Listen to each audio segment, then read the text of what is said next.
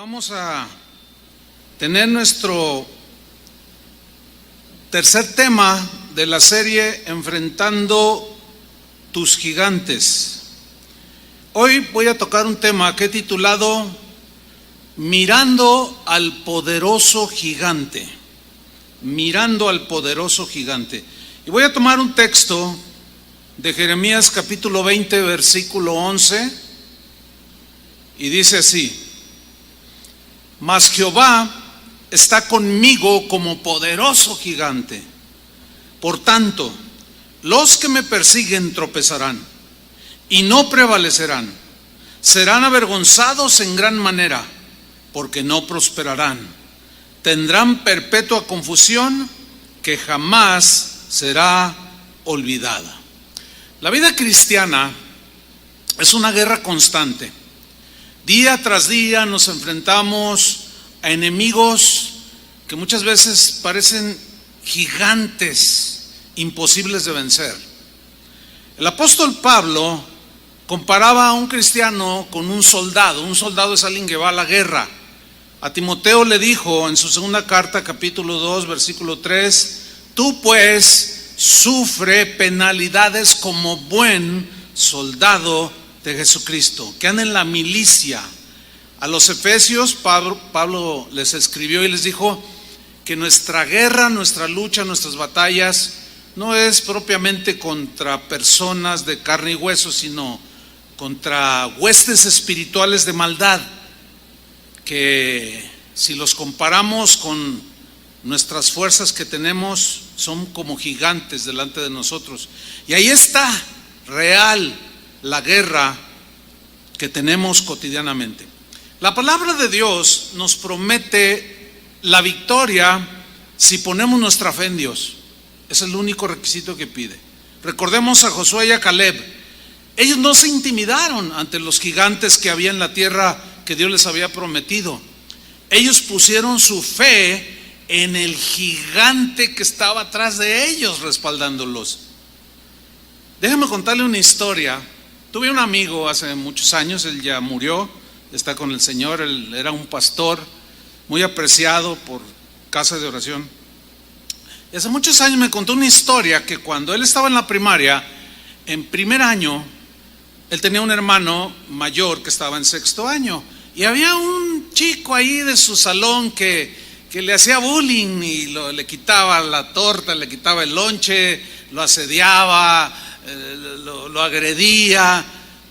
Y un día salieron de recreo, dice, me contaba, y que él estaba jugando allí con unas canicas y de pronto se aparece este joven que estaba en sexto año y se le queda mirando y le dice: te voy a quitar todo. Y dice: yo estaba de cuclillas y lo miré y dije: no, por favor, yo lo miraba grande. Y de pronto se abalanza sobre mí, pero intempestivamente se detiene, como mirando a alguien que estaba detrás de mí, pero así como mirando lo más alto que él, y se empezó a retirar,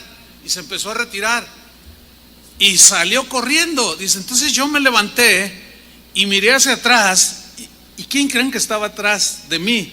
Mi hermano que estaba en sexto año y que era mayor que yo, estaba bastante fuerte, y yo pude ver, dice, cómo aquel que me asediaba salió huyendo cuando vio al gigantón de mi hermano. ¿Se acuerdan de David, aquel jovencito tierno y delicado que no se intimidó ante aquel gigante Goliat? ¿Por qué? Porque David confiaba en el gigante que tenía detrás de él, confiando que Dios lo podía librar. Él no miraba al gigante que tenía enfrente, sino sabía y miraba con los ojos de la fe al gigante que tenía detrás de él. Su fe de este joven David estaba en ese poderoso gigante que la Biblia lo llama Jehová de los ejércitos. David enfrentó a aquel Goliat, aquel gigantesco hombre de casi 3 metros, y le dijo: tú vienes a mí con lanza, con jabalina, traes una espada, traes toda tu armadura, pero yo vengo a ti en el nombre de Jehová de los ejércitos, el nombre que es sobre todo nombre, que no hay otro nombre más grande que ese nombre del Señor. Jesús dijo: en mi nombre echarán fuera demonios. ¿Cuáles son tus demonios? Hay algunas cosas que parecen, algunos sí son demonios, otros parecen demonios, pero tú los ves gigantescos. Pero Jesús dijo: en mi nombre. O sea, nosotros los vamos a enfrentar en el nombre de Jesús, en el nombre que es sobre todo nombre. Ahora, el profeta Isaías, de quien leímos este texto al principio, fue un hombre de Dios que sufrió indescriptiblemente por la sencilla razón de que su mensaje siempre confrontaba el pecado del pueblo. El rey lo odiaba, el pueblo lo odiaba, todos lo odiaban, lo perseguían. Un día lo apresaron, lo azotaron y lo encadenaron. La situación de Jeremías era desesperante, como que las esperanzas de vida habían terminado. Sin embargo, en medio de esa situación, hizo una impactante declaración de fe en Dios, que es el texto que leímos al principio. Vamos a leerlo de nuevo. Jeremías 20:11. En medio de esa situación adversa que él miraba como un gigante que no podía superar, él dijo esta declaración de fe: mas Jehová está conmigo como poderoso gigante. Ahora, aquí la palabra gigante en el hebreo se puede traducir por lo menos de dos maneras más. Una es, se puede traducir como héroe. Un héroe es aquel que ha hecho grandes hazañas que quedan en la memoria de un pueblo. Bueno, nuestro Dios es el máximo héroe para nosotros. Jesús es nuestro máximo héroe para nosotros. Pero también se puede traducir como temible guerrero. Jeremías entonces está diciendo: mas Jehová está conmigo como un temible guerrero. Él es mi héroe, Él es un poderoso gigante. Por tanto, por consecuencia, como yo miro a ese gigante que es Dios, que está por sobre todo y sobre todos, yo no miro lo que está enfrente de mí, yo miro a aquel que está por encima de todo. Dijo: por tanto, los que me persiguen tropezarán. Cuando alguien tropieza, se cae, muerde el polvo, y no prevalecerán. O sea, detendrán su ataque, el Señor los detendrá. Serán avergonzados en gran manera, porque no prosperarán. Aquí la palabra hebrea que se traduce prosperarán significa tener éxito en alguna empresa. O sea, en el ataque que tenían contra Jeremías no tendrían éxito.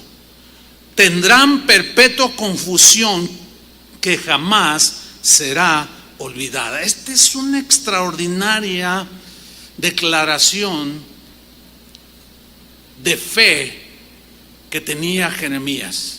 Pero no en cualquier Dios, sino en el Dios de dioses, en el Señor de señores, en el poderoso y temible gigante guerrero que es Jehová de los ejércitos. Ahora, vamos a ver una experiencia, una historia de todos conocida, pero siempre hay lecciones para nosotros. Vamos a ver la experiencia que vivió un rey llamado Josafat. Este rey fue un rey que puso su fe en el poderoso gigante que estaba detrás de él. Josafat descendía del rey David. Fue hijo del rey Asa. Asa fue uno de los mejores reyes que tuvo Israel. Y Josafat en ese tiempo era rey, en su tiempo llegó a ser rey de Judá. El reino de Israel ya se había dividido en el reino del norte y del sur. Y el rey Josafat era rey del reino de Judá. Josafat ascendió al trono a los 35 años de edad. Reinó 25 años y murió aproximadamente en el 849 antes de Cristo. Ahora, para darnos una idea de quién era Josafat, de qué estaba hecho, cómo era su carácter, cuál era el corazón de Josafat, es necesario ir a las crónicas de los reyes. Y vamos a 2 de Crónicas, capítulo 19, versículo 1.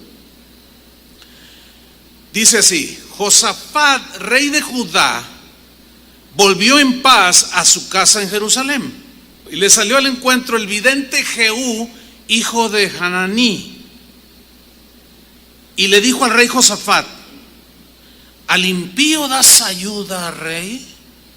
¿Y amas a los que aborrecen a Jehová? Pues ha salido de la presencia de Jehová ira contra ti por esto. ¿Qué estaba sucediendo allí? Dios estaba molesto con Josafat porque había hecho alianza con Acab, el rey de Israel, el rey del norte. Acab era aquel rey que deseó una propiedad de un hombre que no se la quiso vender. Acab es el esposo de Jezabel.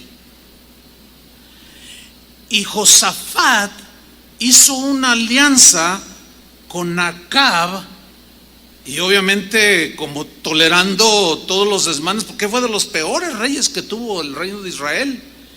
Y por si fuera poco, una mujer malvada como Jezabel, y Dios estaba molesto por esa amistad que había trabado, esa alianza que había trabado Josafat con el rey Acab. Pero en el versículo 3 dice algo muy interesante. Le dice el profeta que está enfrente de él: pero se han hallado en ti buenas cosas. Esto habla de la imperfección del ser humano. Josafat, como lo vamos a ver en la lectura, lo describe como un hombre extraordinario realmente, pero tenía sus errores, como todos nosotros. Y le dice el vidente: pero se han hallado en ti buenas cosas, por cuanto has quitado de la tierra las imágenes de acera y has dispuesto tu corazón para buscar a Dios. O sea, Josafat había echado por tierra la idolatría en el pueblo. Era un hombre que buscaba de corazón a Dios. Dice versículo 4: habitó pues Josafat en Jerusalén, pero daba vuelta y salía al pueblo. Se metía entre el pueblo, desde Bérseba hasta el monte de Efraín. Y mire esa frase: y los conducía a Jehová, el Dios de sus padres. En la versión nueva dice que los hacía volver al Señor. O sea, era un hombre tan piadoso y tan preocupado por el estado espiritual de la gente sobre la cual reinaba, que siempre los guiaba hacia el Señor. Este debe ser un distintivo de un verdadero hombre de Dios, con sus fallas y sus defectos, pero algo que nos debe distinguir es, así como a Josafat, es ser alguien que siempre y constantemente está preocupado por conducir a la gente hacia Dios, siempre hacia Dios. ¿Qué dice a Dios? Confía en Dios, hacerlos volver a Dios. Versículo 5. Él comienza a hacer una serie de acciones muy importantes. Comienza a poner orden en el reino, en su reino. Y dice el versículo 5: puso jueces en todas las ciudades fortificadas de Judá, por todos los lugares. Versículo 6: y dijo a los jueces, vean las instrucciones que les da a los jueces: mirad lo que hacéis. En otra versión dice: tengan mucho cuidado como hacen las cosas, porque no juzgáis en lugar de hombre, sino van a juzgar en lugar de Jehová. O sea, Dios les está delegando a ustedes el juzgar al pueblo, el llevarlo en sus caminos, el cual está con vosotros. O sea, Jehová está con vosotros cuando juzgáis, cuando das instrucciones al pueblo. En el versículo 7 sigue instruyendo Josafat: sea pues con vosotros el temor de Jehová, teman a Dios, no permitan que la maldad llene sus corazones y los arrastre. Tengan temor de Dios, respeten a Dios, amen su palabra. Mirad lo que hacéis y cómo lo hacéis, porque con Jehová nuestro Dios, les dice, no hay injusticia. Por consiguiente, no cometan injusticias entre el pueblo, ni con Jehová hay acepción de personas. Tampoco ustedes deben de tener acepción de personas o hacer acepción de personas. A Moisés le dijo: vas a escuchar al pequeño y al grande, al pobre y al rico, sin distinción alguna. Sigue diciendo el versículo 7, ni admisión de cohecho. O sea, con Dios no existe, no. La gente que sirve a Dios debe ser gente íntegra, que no se corrompa por absolutamente nada. Versículo 8, puso también Josafat en Jerusalén a algunos de los levitas y sacerdotes y de los padres de familias de Israel, para el juicio de Jehová y para las causas. ¿Qué significa para el juicio de Jehová las causas? En hebreo la idea es para que ventilen los pleitos que habría o que surgirían entre el pueblo. Ellos tenían que ser hombres reconciliadores, hombres de paz. Dice, entonces ustedes tienen que hacerlo bien, sin acepción de personas, que no se dejen sobornar, que no haya injusticia. Así van a resolver los pleitos que surjan entre el pueblo. Y volvieron a Jerusalén y les mandó diciendo, procederéis asimismo con temor de Jehová, con verdad y con corazón íntegro. Bueno, este era el rey Josafat, realmente con un carácter que reflejaba pues una altura espiritual bastante considerable. Ser así como Josafat, hermanos, por otra parte, que es el propósito del Señor, que dice que nos predestinó para hacernos conforme a su imagen, y cuando habla a su imagen, a su carácter. Pero ser así como Josafat, hermanos, escuchen bien esto, no nos libra de que los gigantes de pronto se nos aparezcan y traten de destruirnos, de devorarnos. Algunos cristianos asumen erróneamente que no va a pasar nada por el hecho de caminar bien con el Señor, claro, con sus errores como Josafat, pero que mantienen un nivel de obediencia, de formación de carácter, son íntegros, derechos, justos. Y algunos asumen erróneamente que por el hecho de caminar bien con el Señor no les va a pasar nada y que ellos siempre van a estar bien y en paz. Pero no es así, hermanos. No. Miren, vamos a ver el capítulo 20 de Segunda de Crónicas. En el 19 nos describe cómo era Josafat. Tenía más aciertos que errores. Dice el versículo 1, pasadas estas cosas, o sea, lo que acabamos de leer,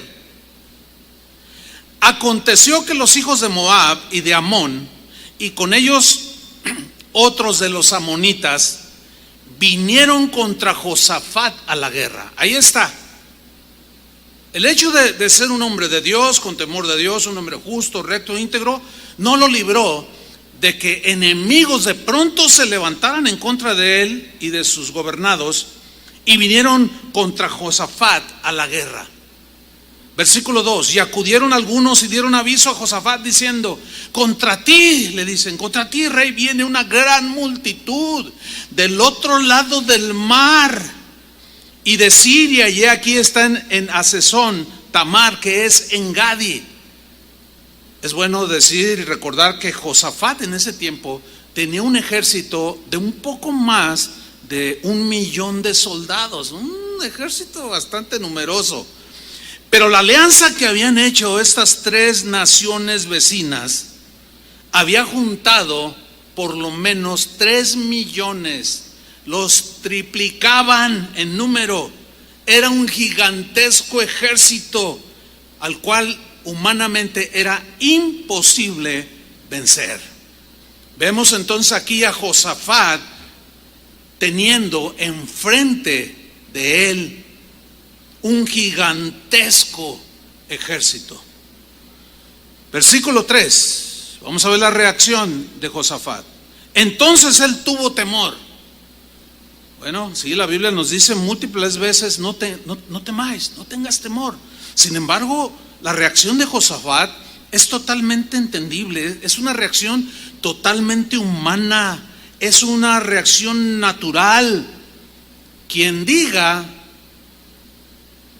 que no tiene temor o que de pronto no lo asaltan sus temores por ver los gigantes que de pronto se nos aparecen, está mintiendo. Todos, de una manera natural, cuando el gigantesco, el gigante que se te ponga enfrente, llámese como se llame, la primera reacción es el temor. Pero ¿qué hizo Josafat? O sea, sí, llegó el temor a su corazón, pero veamos lo que hizo Josafat. Y Josafat humilló su rostro, o sea, bajó su rostro, lo inclinó delante del Señor. La humildad, hermanos, la humildad te hace reconocer tu verdadera condición. La humildad te hace reconocer, nos hace reconocer que no podemos muchas veces. Hay veces que está mi tamaño, pues órale. Pero muchas veces, la gran mayoría, son adversidades gigantescas, tormentas gigantescas, Goliats que se nos presentan allí. Y es bueno recordar que la humildad y reaccionar de esa manera como Josafat, que humilla su rostro. Dice, humilló su rostro para consultar a Jehová. Significa para preguntarle en oración. Vean la actitud, no es una actitud altanera. ¿Y ahora qué voy a hacer? Tú estás obligado. No, Dios no está obligado a nada. Dios resiste a los soberbios, pero le da gracia a los humildes. Entonces se humilla, consulta al Señor e hizo pregonar ayuno a todo Judá. Déjame decirle brevemente algo sobre el ayuno. El ayuno, hermanos, no es para cambiar la voluntad de Dios. El ayuno no es como para torcerle el brazo a Dios de que, Señor, voy a ayunar una semana para que me des lo que quiero. No. El ayuno no funciona así.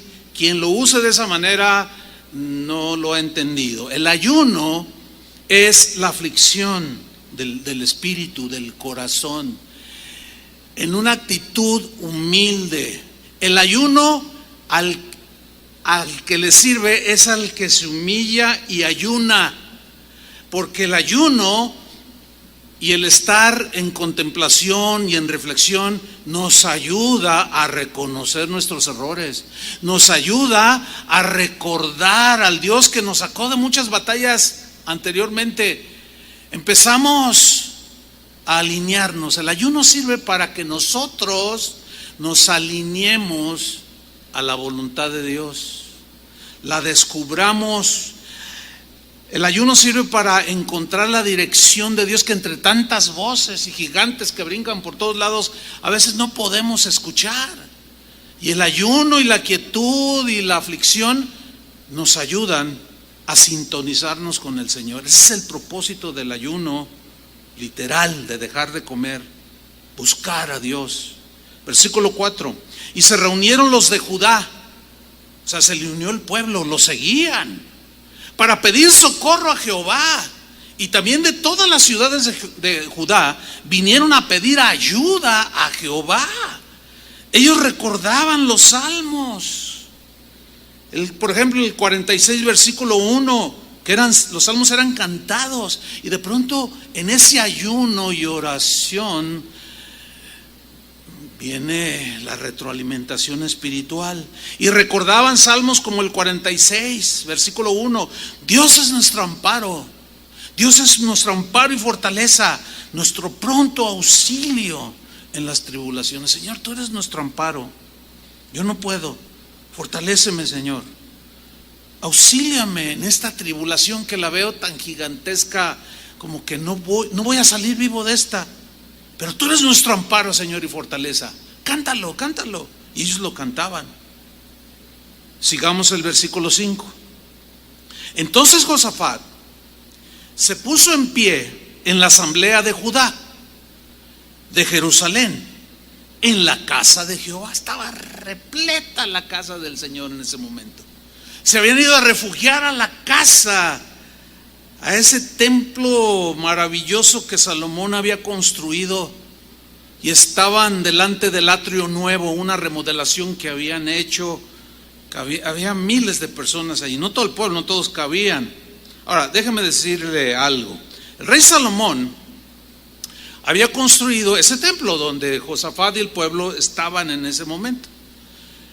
Cuando Salomón construyó ese templo, que fue una de las 7 maravillas del mundo antiguo, Dios le prometió que en ese templo Él se iba a manifestar.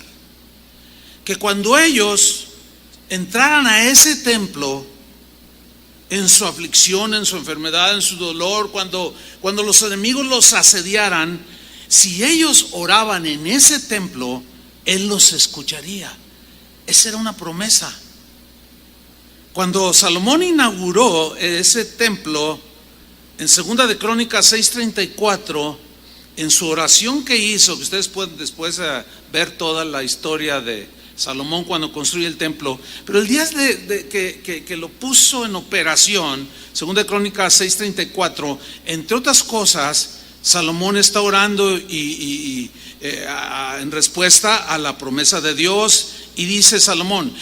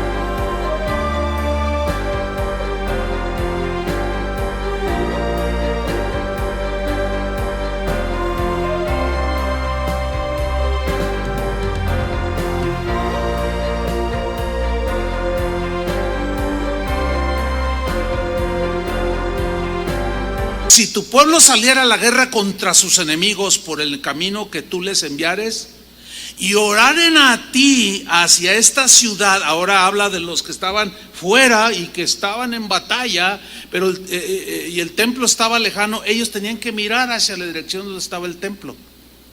El templo era donde Dios se manifestaba en el tiempo del Antiguo Testamento. Y oraren a ti, dice, hacia esta ciudad que tú elegiste, hacia la casa que he edificado a tu nombre. Tú oirás desde los cielos su oración y su ruego, y ampararás su causa. Entonces Josafat, confiado en esta promesa de que serían escuchados, se dispone a orar delante del Señor junto a todo el pueblo. Había un gigantesco ejército a punto de aplastarlos.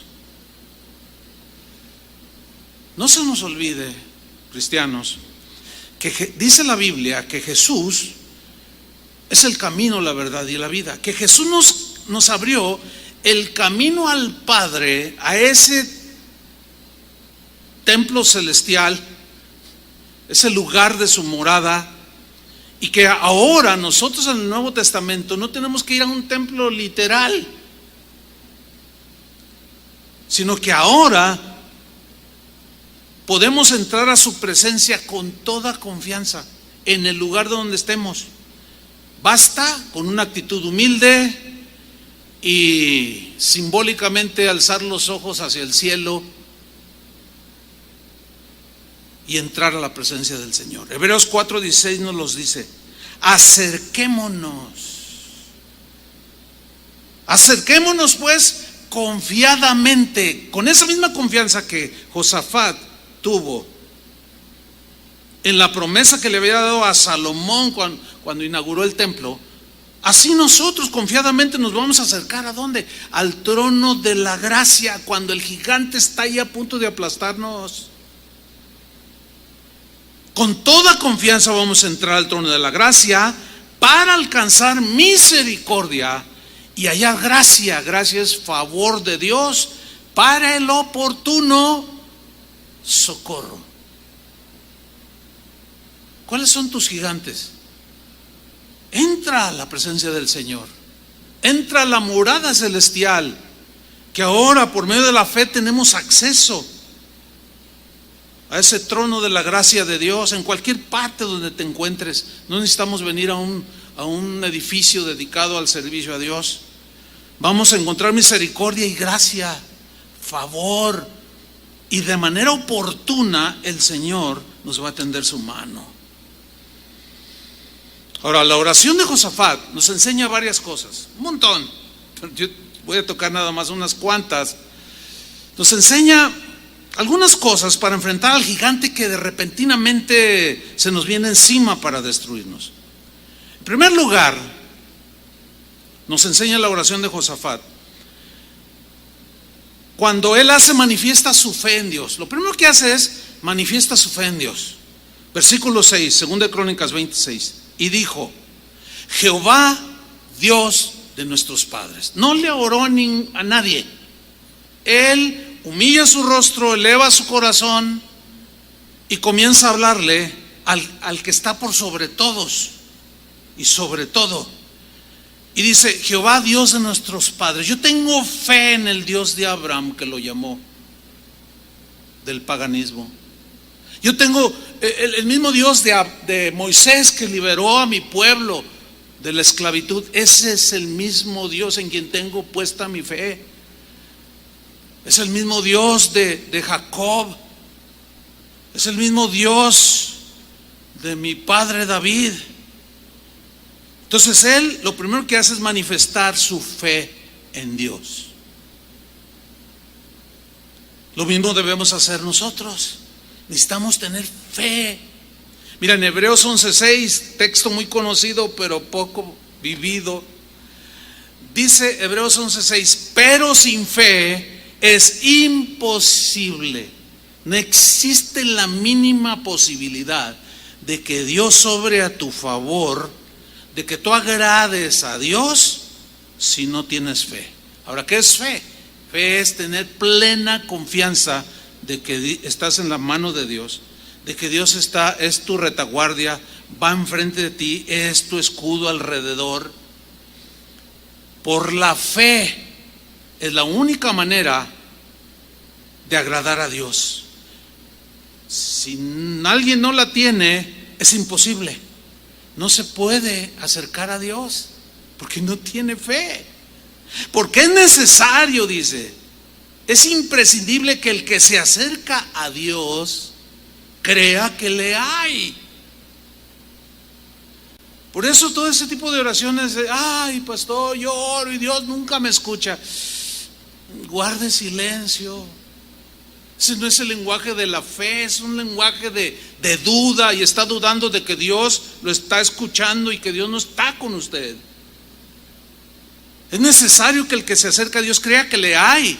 Pero miren el final del texto: y que es galardonador de los que le buscan, que Él recompensa esa fe puesta en este poderoso gigante. Entonces, es fe lo que Dios quiere que tengas cuando estás frente a tus gigantes. Eso es lo único que quiere. Como Josué, Caleb, como David, ahora como Josafat. Corría el año 1976, el año que yo me convertí al Señor. Nunca olvidaré mi primera lección de fe. Lección que el día de hoy, hace un par de días, recordaba compartiendo con el pastor Sergio. Y hoy la voy a usar. Hacía rato que no me acordaba de ella. Mi primera lección de fe, déjeme contársela. Yo tenía como un par de semanas de recién convertido. Invitaron a la iglesia a un predicador, un misionero norteamericano. Y él en su mensaje empezó a dar una experiencia que había tenido. Y él contaba que habían descendido de la sierra. Él andaba en la sierra de Oaxaca con los indígenas, los que viven en aquellos lugares tan inhóspitos. Y dice que empezó a contar que bajaron a la ciudad, pero no tenían dinero, estaban cansados y hambrientos, y se sentaron en una plaza. Y que este predicador misionero le dijo al otro: ¿sabes qué? Vamos a orar porque Dios tiene que obrar a nuestro favor. Tengo mucha hambre. Y el otro dijo: tengo mucha hambre, estoy cansado y sediento, vamos a orar. Y ahí sentados en una banca comenzaron a orar: Señor, ayúdanos, sé propicio. Y de pronto el Señor me habla y me dice: levanta tu rostro y mira enfrente de ti. Él estaba sentado en una banca. Levanté mi rostro y enfrente de mí había un restaurante. Dice: van a entrar los dos, coman todo lo que quieran, restablezcan sus fuerzas para que continúen. Yo me encargo de la cuenta. Dice: entonces yo miré a mi compañero y le dije: ¿sabes? Dios me está diciendo que nos metamos al restaurante y comamos todo lo que queramos, porque Él se va a encargar de pagar la cuenta. Dice que el otro me miró así, y yo me levanté y me metí al restaurante, y el otro me siguió, y nos sentamos frente el uno al otro y nos dieron las cartas, y yo pedí de todo y el otro pidió un vasito de leche. Y mientras yo di gracias y empecé a comer, el otro se tomaba su leche y decía: ya te veré cuando acabes, ya te veré cuando acabes. Y si yo no le contestaba nada, y yo comí. Llegó el momento de la verdad. Y le llamé al mesero: mesero. Se acercó: ¿me da la cuenta, por favor? Y el mesero nos miró y dijo: la cuenta ya está todo pagado. Dice: ¿cómo? Y dice: sí, miren, un señor que estaba en aquella silla. Caray, ya no está. ¿Por dónde se salió? Bueno, había un señor allí que cuando ustedes llegaron y pues yo le estaba sirviendo a él, él me dijo: mira, esos dos que están allí, todo lo que se coman yo lo voy a pagar. Ustedes estaban pues rezando, le dijo así el mesero. Yo los vi que ustedes estaban rezando. Dice: y ese señor pagó todo. Bueno, yo estoy oyendo la predicación y yo reaccioné así, dije: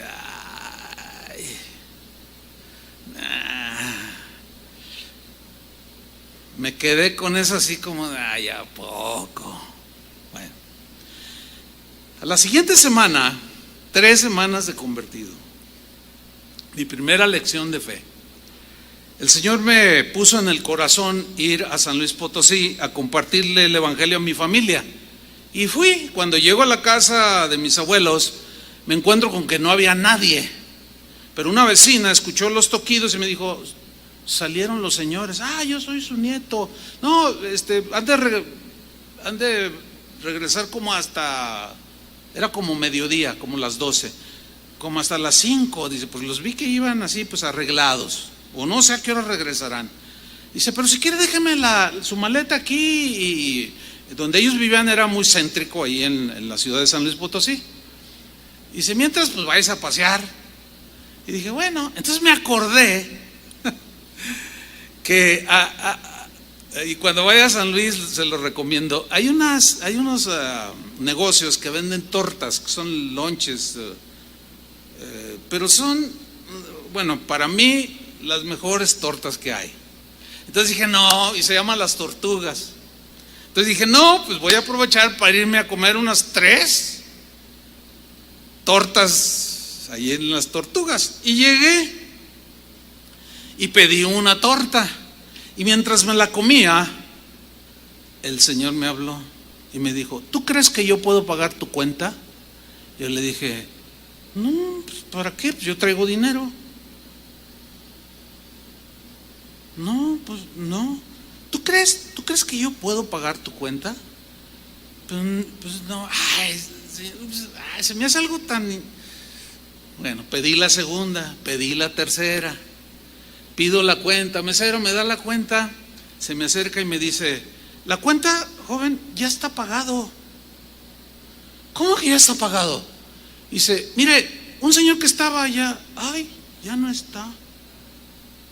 Ese me dijo: mira, aquel joven que está allá comiéndose su torta, que está orando, o sea, yo le estaba dando gracias a Dios por la torta, todo lo que se coma, yo se lo pago. Cuando dijo eso, miren, lo hizo Dios exactamente como aquel misionero lo había contado. Mira, hermano, yo no pude evitar quebrantarme en ese momento. Incliné mi rostro y pues me puse a llorar. Me sucedió exactamente como le sucedió a aquellos misioneros. Pero Dios me dijo: escúchame bien, lo único que quiero que hagas es que me creas, que me tengas fe. Nunca se me olvidará mi primer lección de fe. La segunda cosa que hace Josafat es reconocer la soberanía de Dios. Segunda de Crónicas 20, versículo 6, seguimos ahí en el versículo 6, en segunda parte, le dice: ¿no eres tú Dios en los cielos? ¿Y tienes dominio sobre todos los reinos de las naciones? O sea, tú eres Dios. Es una pregunta retórica cuya afirmación siempre es sí, sí. O sea, ¿no eres tú Dios en los cielos? Sí. O sea, el que está por sobre todos. El grande, el gigante. ¿Y tienes dominio sobre todos los reinos de las naciones? Que ni un pajarillo cae a tierra sin que tú lo permitas. Que no eres tú el que tiene todo bajo control, bajo dominio, que no se le escapa absolutamente nada. Tú eres el Dios que hace que todas las cosas obren para bien. Entonces aquí está reconociendo la soberanía de Dios. Es muy importante que cuando se te aparezca un gigante, tú reconozcas la soberanía de Dios. Es decir, que esa situación no está tomando a Dios por sorpresa. ¿Y ahora qué voy a hacer con mi hijo? No, Él está mirando, Él está al tanto, que a veces permite situaciones, sí, para hacernos gigantes en la fe, para que nuestra fe se fortalezca. Y también tendrán algunos sus primeras lecciones de la fe, otros ya más avanzados seguirán adelante. Pero reconocer la soberanía de Dios es importantísimo. Y aquí lo está haciendo Josafat en su oración. Número 3, reconoce la omnipotencia de Dios. Le hace otra pregunta retórica cuya respuesta es sí. ¿No está en tu mano tal fuerza y poder que no hay quien te resista? Está diciendo: no hay otro más poderoso que tú. Porque para Dios no hay nada imposible. Yo pongo mi fe en aquel al que nada se le hace imposible. No mires a lo imposible que tienes enfrente. Ve al Dios cuyas cosas imposibles para ti, para Él, es pan comido.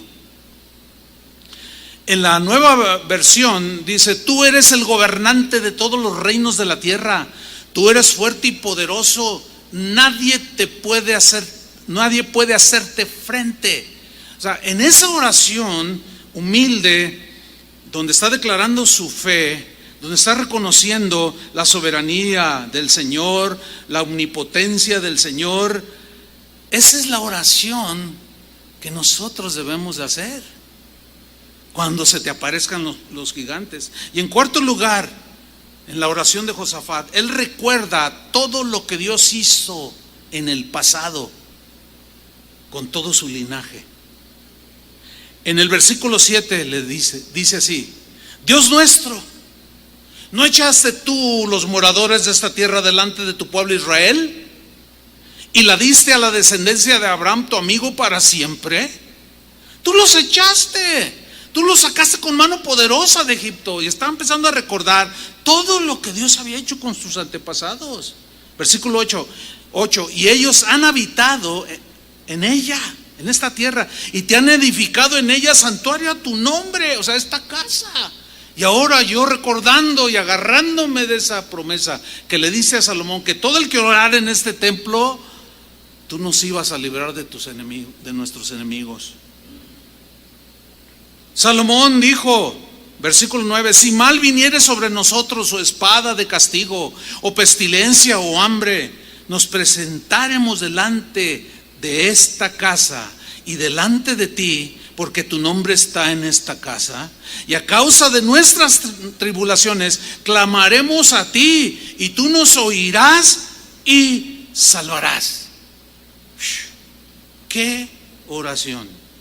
Ahora, aquí es muy importante decir que cuando estés ante cualquier gigante, cuando estemos ante cualquier gigante, solo trata de recordar en ese ayuno, si lo haces, de cómo el Señor te ha ayudado decenas de veces. Comienza a recordar de cuántas veces te ha tenido la mano el Señor, de dónde te sacó, cada milagro. No menosprecies nada que Dios haya hecho, por pequeño que haya sido. Recuérdalo, tráelo a la memoria, porque eso va como a reactivar tu fe. Porque entonces tú vas a poder decir, sí, el Dios que me ayudó ayer me puede ayudar hoy, pero también me va a ayudar mañana. Déjeme contarle, hablando de pequeños detalles del Señor y de que el recordarles nos retroalimenta. Déjeme contarle que de esa historia que le comenté de las tortas, no muchos días después tuve otra experiencia. Dios, una experiencia que parece insignificante, pero fue otra, diríamos que fue la segunda lección de fe. ¿Qué sucedió? Bueno, estábamos en la reunión, era un jueves, me acuerdo, y cuando oraron por la ofrenda, yo no traía mucho dinero, nada más traía el costo del pasaje de mi colectivo, de mi camión, que me llevaría a mi casa al terminar la reunión. No traía más. Y en ese tiempo vivía bastante lejos, como unos 15 kilómetros de donde estaba la congregación. Entonces, cuando viene el cesto de las ofrendas, el Señor me habla y me dice, pon todo lo que traes. Y le dije, Señor, ¿y cómo voy a ir? Pon todo lo que traes. De aquella canasta se acercaba como un gigante. Y mientras más cerca la tenía, más gigantesca la veía, ¿no? Entonces, cuando ya la tenía y me la pasan a mí, meto mi mano y saco todo lo que traía. Eran 2 monedas de 20 centavos. En aquel tiempo el camión costaba 40 centavos. Solo Toño se acordará, porque los demás pues, son puros jovencitos aquí. Pues que nomás hay 1, 2, Julio, los músicos. Bueno, 40 centavos, los únicos que traía, y los puse en la canasta de ofrendas. Ya terminó la reunión y el convivio y toda la cosa, y que se hace noche. Me tengo que ir y me paro justo en la esquina de la iglesia donde yo iba. Ahí pasaba el camión que me llevaba a mi casa. Un solo camión tomaba. Entonces me paro en la esquina y me acuerdo que ya no traía para el camión. Entonces le digo, ay, Señor, bueno, yo no sé qué, pero para ese entonces, dada la experiencia pasada de fe, pues ya mi actitud era otra, no era, bueno, Señor, pues si quieres camino, o si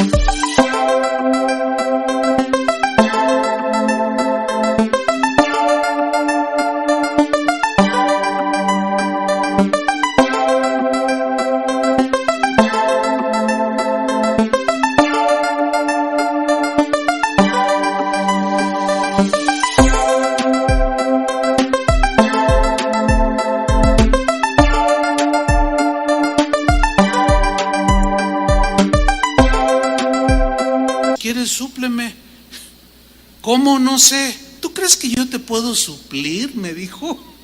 Híjole, hermano. Bueno, para mí era una prueba. Ahora la veo y me río, pero le doy tantas gracias a Dios. Inolvidables experiencias. Me dice, ¿tú crees que yo te puedo dar para el camión? Claro, le digo. No, fácil. Pero lo dije en serio. Le dije, no. Entonces me dice, mira hacia el otro lado de la banqueta. Y yo hago esto y miro, porque estaba yo en la esquina, y miro del otro lado y una moneda de 20 centavos en el suelo. Entonces me bajo y la agarro. Le digo, a esa hora ya había, como es zona céntrica, ya no hay gente, mucha gente. Entonces estaba yo solo allí en la esquina y agarro la moneda de 20 centavos. Le digo, híjole, Señor, qué tremendo. Miren, en aquel tiempo pues no había celular ni nada de eso, pero pues quedó grabado en los anales del Señor.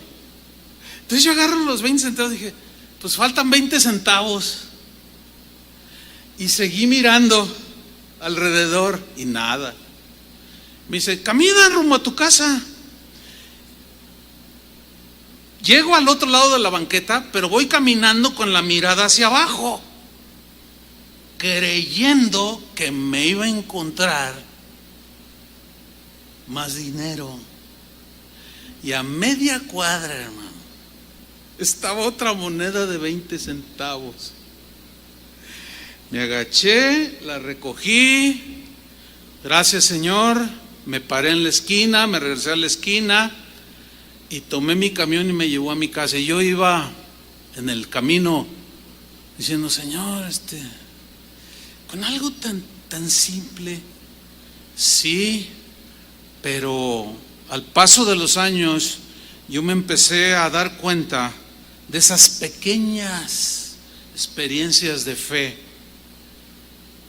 Me iban a estar preparando para los gigantes que se me iban a presentar en los años posteriores. Bueno, por ejemplo, en esta pandemia, 2 meses encerrados, nunca le hemos pedido a nadie un solo centavo.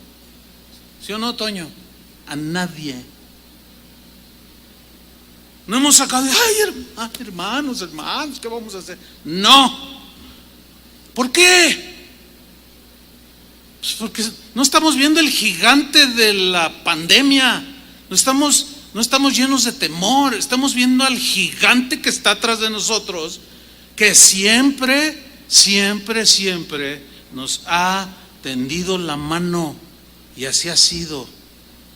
2 meses. Y el Señor, hermanos, obviamente obra a través del corazón de las personas. Gente que a veces no son ni de casa de oración.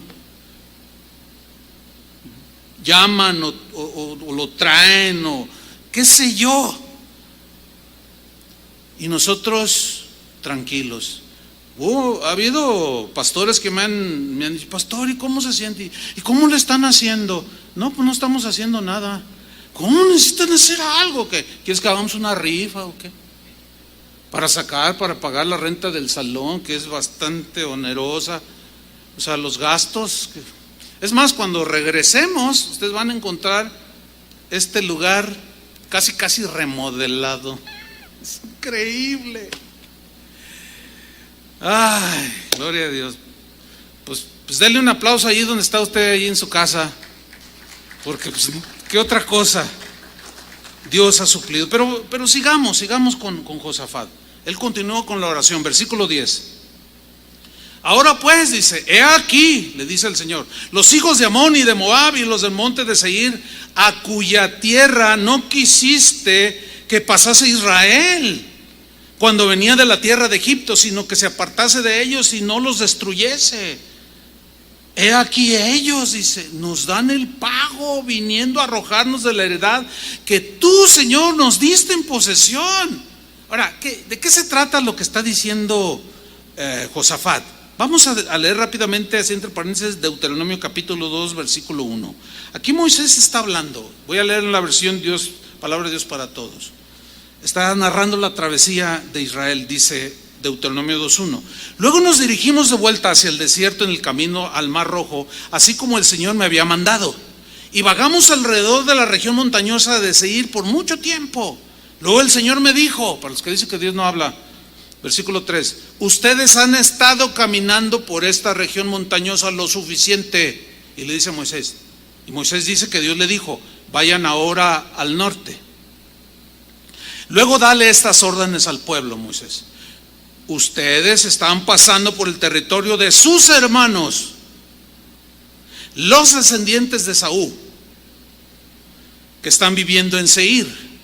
No los provoquen, porque yo no les daré ni un palmo de tierra de ellos, porque yo le di a Esaú la región montañosa de Seir como su propiedad. Para alimentarse ustedes, cómprenles el trigo, e incluso páguenles el agua que ustedes consuman en su trayecto, pero esa tierra la van a respetar, y van a respetar a los moradores. Son sus hermanos, los descendientes de Esaú. Nada de gorra, van a pagar su agua y es un dicho acá, así como nada de gratis. Se van a portar bien con sus medios, con sus hermanos. Versículo 7: recuerden que nunca les ha faltado nada, porque el Señor su Dios los ha bendecido a ustedes en todo lo que han hecho. Dios los cuidó mientras recorrían este gran desierto, y durante los últimos 40 años ha estado con ustedes. Versículo 8: entonces nos alejamos de la tierra de nuestros parientes. Ahora, Josafat está orando y dice: Señor, esos que vienen contra nosotros son nuestros hermanos. Nosotros les perdonamos la vida, no les agarramos nada, todo, les pagamos la comida, les pagamos el agua, no les hicimos ningún daño, porque tú nos dijiste, ahora se nos voltean. ¡Qué injusticia, Señor! ¿Cómo es posible? Bueno, esta es una lección que nos habla de que muchas veces entre hermanos hay traiciones. Que no sea tu caso. Josafat continúa en su oración, versículo 12: oh Dios nuestro, dice, yo no voy a hacer nada, pero ¿no los juzgarás tú?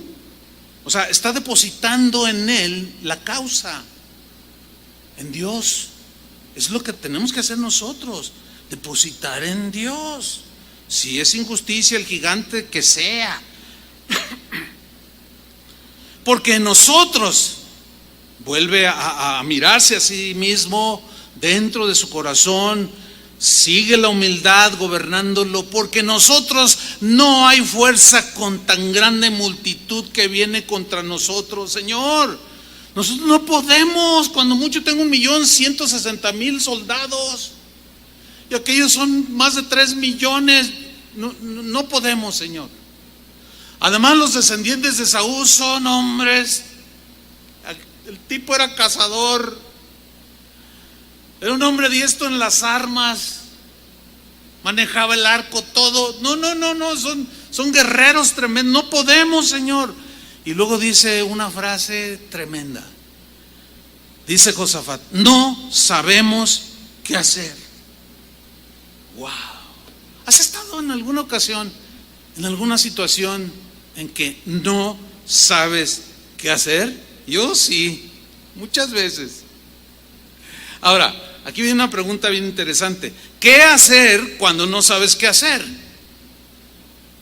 ¿Qué hacer cuando no sabes qué hacer? Les voy a decir lo que hay que hacer cuando no sabemos qué hay que hacer. La única opción que tenemos cuando no sabemos qué hacer es confiar en el poderoso gigante que está detrás de ti. Así como mi amigo el pastor, que su gigantito lo quería agredir, pero detrás de él está su hermano el gigantón. La única opción que tenemos es confiar en Dios, porque Él es el poderoso gigante que está detrás de nosotros para ayudarnos. No sabemos qué hacer, y a ti volvemos nuestros ojos. A ti volvemos nuestros ojos. Qué frase, qué oración. Pero miren, yo me he encontrado con gente, incluso predicadores, yo los he escuchado cuando enseñan este punto. Hay gente que viene y pide consejo y dicen: pastor, estoy en una situación que la veo insalvable. Es me pasa esto, y esto, no sé qué hacer, dicen. Pero pues a estas alturas yo entiendo que cuando no sabemos qué hacer, sé lo que debemos hacer. Pero un montón de veces me han respondido así, ¿lo puede usted creer? Dicen, pero no me diga que ore. ¿No te ha pasado? Sí. No, mire, necesito un consejo, no sé qué hacer, pero no me salga con que ponte a orar. Yo lo he oído de predicadores. Una vez escuché uno que decía, no, yo traía una broncota allí con mi esposa y traía, no, apunta al divorcio y que no sé qué. Entonces fui con un amigo, decía ahí en su predicación. Fui con un amigo, pastor, le dije, oye, necesito que me des un consejo, pero no me salgas con tu vacilada de que, pues ponte a orar. Fíjate lo que dijo un pastor, no me salgas con tu vacilada, porque eso es una vacilada. Yo ya sí, pero dime algo así. Dice, no, pues, ¿qué quieres que te diga? No me digas, no me salgas con que ponte a orar. Si tú eres de esos que dicen así, pues ¿qué más te puedo decir? Que le pongas una veladora al Atlas para que sea campeón. ¿Qué quieres que te diga?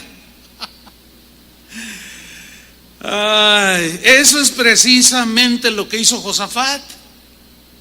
Se puso a orar porque no sabía qué hacer, y es lo que nosotros debemos hacer. Versículo 13.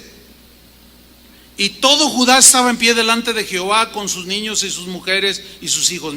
Trata de imaginar esa escena. Y estaba allí Jaasiel, hijo de Zacarías, hijo de Benaía, hijo de Jehiel, hijo de Matanías, levita de los hijos de Asaf. O sea, un músico en la casa del Señor, sobre el cual vino el Espíritu de Jehová en medio de la reunión.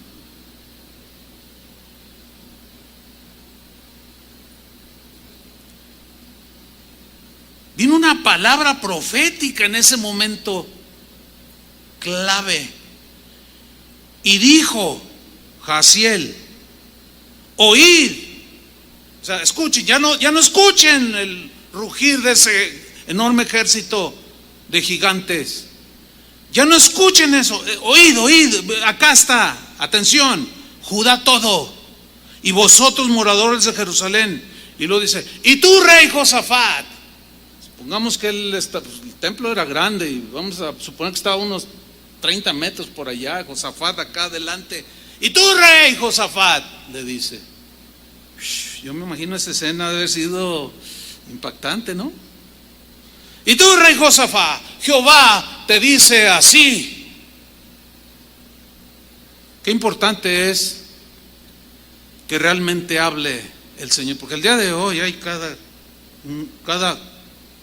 profecía o palabra profética que el Señor me dijo que no sé qué, cuando en realidad no hay apoyo bíblico, no hay sustento bíblico, no hay guía del Espíritu Santo, y todo tiene que ver con lo material. Es increíble la manipulación que el día de hoy se da, y eso ha provocado que muchos digan, yo eso del que así te dice el Señor. A mí me han dicho un montón de cosas que se han cumplido, verdaderos profetas de Dios, no profetas en el nivel de los de la Biblia, pero que sobre quienes viene el espíritu de profecía y pueden dar una palabra certera de Dios. ¿Cómo no? Rey Josafat, Jehová os dice así, no temáis. Ahí está lo primero, no tengas miedo, le dice, ni os amedrentéis, no te intimides, Josafat, delante de esta multitud tan grande. Y se lo asegura, porque no es vuestra la guerra, sino de Dios.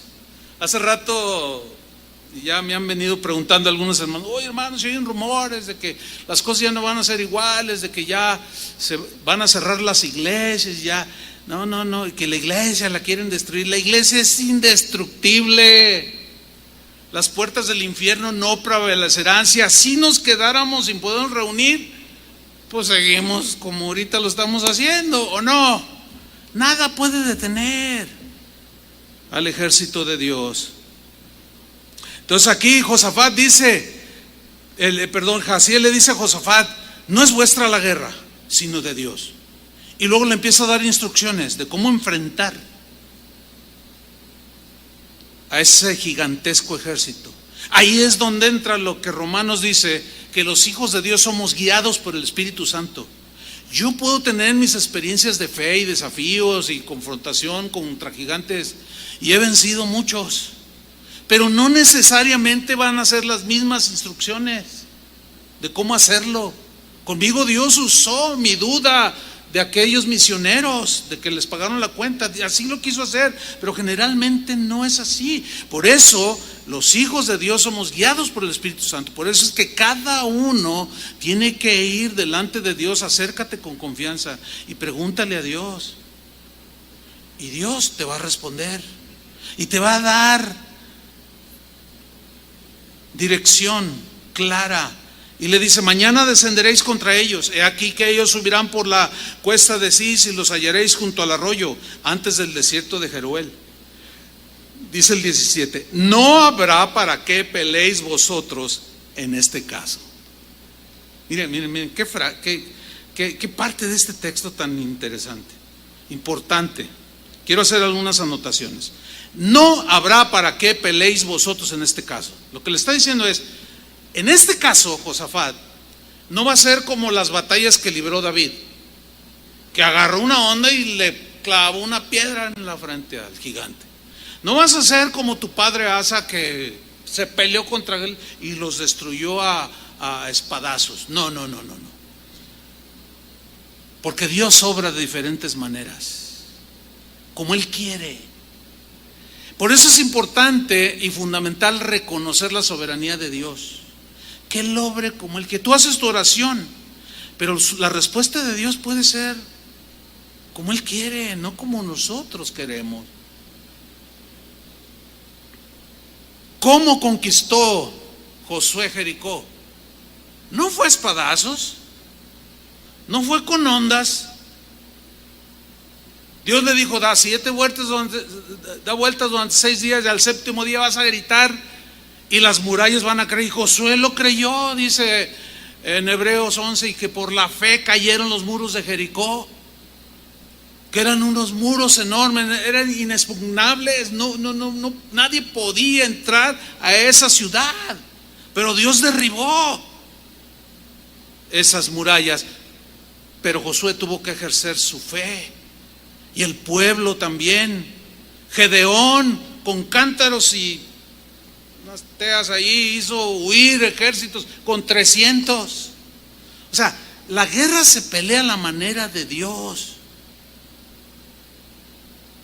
a la manera de Dios, pero Él te va a decir cómo. Y así puedo poner muchos ejemplos. Por eso le dice: no habrá para qué peleéis vosotros en este caso. No. Paraos, dice. Habla de firmeza, o sea, párate derecho, así firme, sin temor, que ya está el ejército. Paraos, estad quietos, o sea, no te dobles. Debes estar en calma, con paz en tu corazón. Solamente párate, está en paz, no vas a hacer nada, y verás la salvación de Jehová con vosotros, oh Judá y Jerusalén. No temáis, se lo vuelve a repetir, ni desmayéis. Salid mañana contra ellos, que Jehová estará con vosotros. No sé si esa noche Josafat durmió. Yo quiero pensar que sí, confiando y descansando plenamente que era una palabra que Dios le estaba dando de cómo enfrentar a ese ejército gigantesco. Versículo 18: entonces Josafat se inclinó a tierra. Vean su reacción, otra vez sigue, ahora va más allá, se postra totalmente en señal de reconocimiento, de humillación, de adoración. Y asimismo todo Judá y los moradores de Jerusalén se postraron delante de Jehová, y miren lo que hicieron: adoraron a Jehová. Adoraron a Jehová. Pero ¿qué sigue? Versículo 19: y se levantaron los levitas de los hijos de Coat y de los hijos de Coré. Aquellos descendientes del Coré que se había revelado, fíjense, sus descendientes no siguieron el ejemplo de ese hombre, dice. Se levantaron, ¿para qué?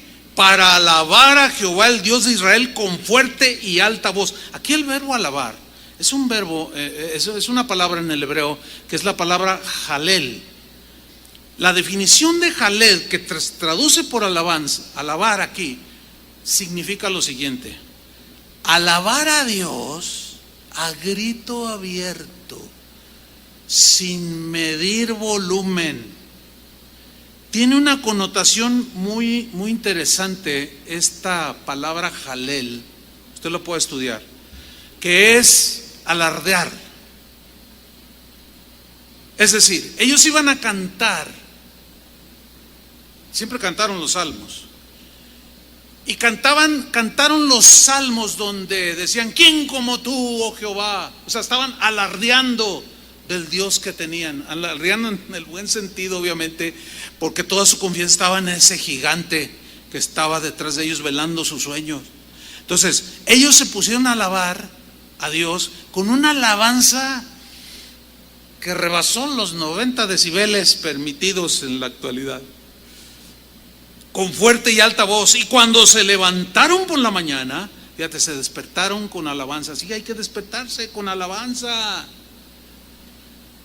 Salieron por el desierto de Tecoa, y mientras ellos salían, Josafat, estando en pie, dijo, imagínense así como si estuvieran viendo una película, ¿no?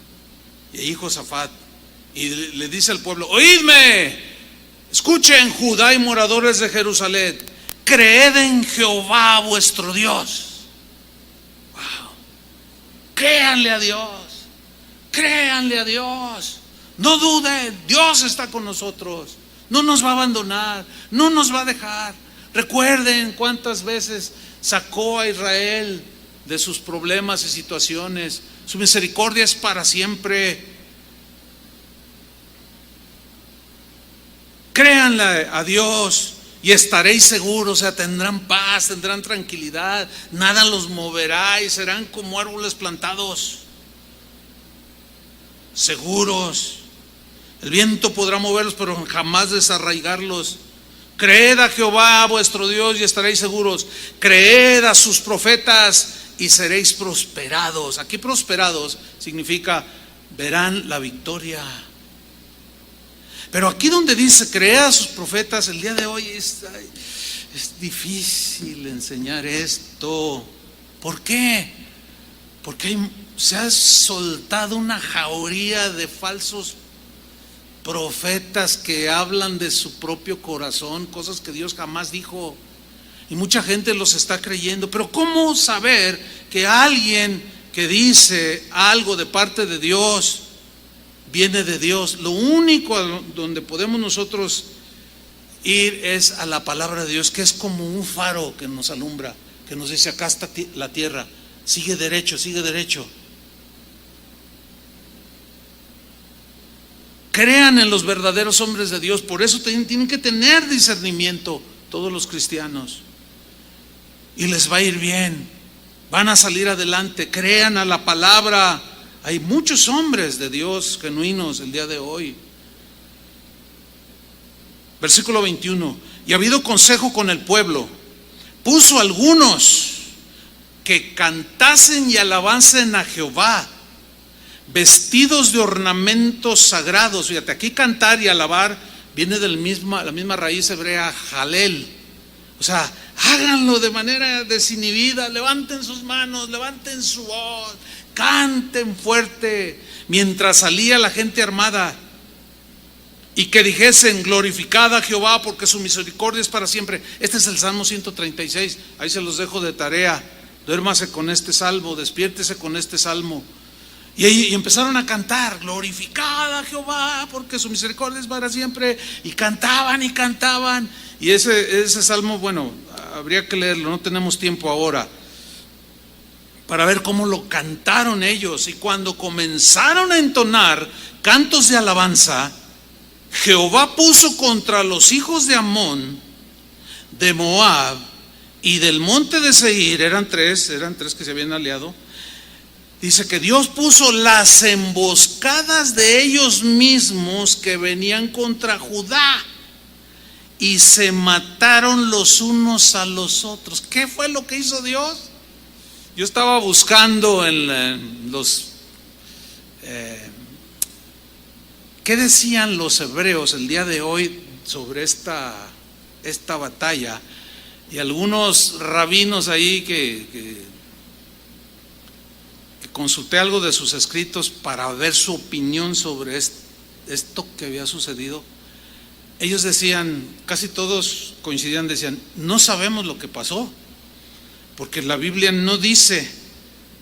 O sea, pudieron haber sido ángeles, se pudieron haber peleado entre ellos por alguna razón. No sabemos, lo único que sabemos es que se dieron entre ellos mismos.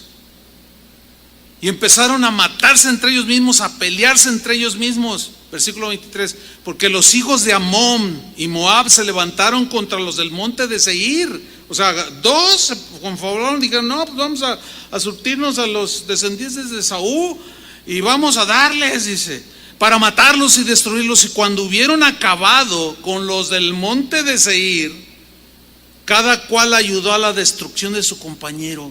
Qué confusión ha de haber sido aquello. Pero algo que me llama la atención es justamente cómo Josafat, después de su oración y las instrucciones de cómo enfrentar ese gigante, la siguió. Alábenme solamente. Y él lo hizo. No digo, ¿cómo que me voy a poner acá a hacer cantitos? Por eso, cuando yo escucho a cristianos que no es bíblico usar instrumentos, no es bíblico esto, cantar, ¿y para qué tanto canto? Estando el sol tan parejo. Con dos cantitos ya, todos fríos, ahí, glorificado Señor. No sé, o sea, quizás no han entendido que algo así, como lo que enfrentó Josafat, era digno de expresarlo con ganas, con fuego. Dice el versículo 24, luego que vino Judá a la torre del desierto, miraron hacia la multitud, y aquí yacían ellos en tierra muertos, pues ninguno había escapado. Qué increíble, hermano. Miren, les voy a decir algo. Cuando alguien se levante contra ti, puede ser 3, 4, 10, 20, y empiecen ahí, se avienten sus facebookazos y sus páginas, te digan, te calumnien. Mira, tú alaba al Señor, alábalo. Y el Señor, yo lo he visto 1, 2, 20, 50, no sé cuántas veces. Todos esos que se levantan terminan peleándose entre ellos. Salen los dientes volando por todos lados. Si usted me pregunta, ¿dónde están todos aquellos? ¿Dónde está aquel que decía? Fíjese nomás, una vez uno salió con que yo era homosexual, hagamos usted el favor. Otro dijo que yo era espía del Vaticano, eso a través de los años. Otro dijo que no han dicho, pero pregúnteme dónde están todos esos sin dientes.